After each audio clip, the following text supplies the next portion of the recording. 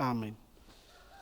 Misaotra n'Andriamanitra sika riavana no ny nahavitany zao fitompivavahany zao zay irin'ny olona mba hojereny ary andraisany anjara.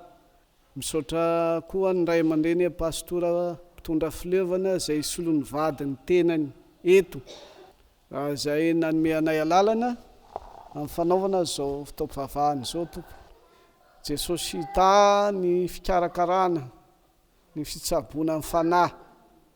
Manaraka izany dia miteny amin'ny alalan'izao atao hoe fandraisam-peo sary zao, maneho an'ity Toby ity, mahazatra ny olona dia fitsaboana marary, tsy zay ve? Fa eto koa ny fiahinan'ny madiniky ny tompo, ireo zay nilaozany havana.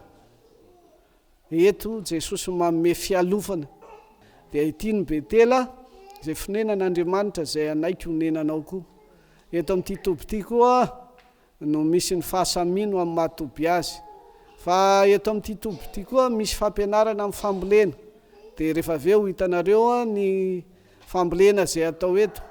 Dia ny fambolena zay natao indrindra ho fizakatenan'ny fiangonana na ny sampandrarahan'ny fiangonana zay eto dia ny SPBM manana manga Zanzibar 500 fototra eo sy citron.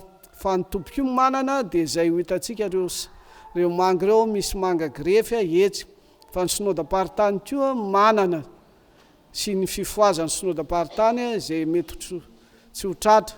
Fa isaorana indrindranao mba azonao mitondra mambavaka ny asa fitezana tsy ara-panahy ihany fa ny ara-pivelomana koa. Dia isaorana koa ny mpamatsy vola na ny Amerikana na ny misiona danoazy zay nanoana ny synodam-paritany na ny kristianina rehetra ato amin'ny synodam-paritany indrindra ny fifoazana zay nanao ny fizakantena ny fambolena matsitso sy manga.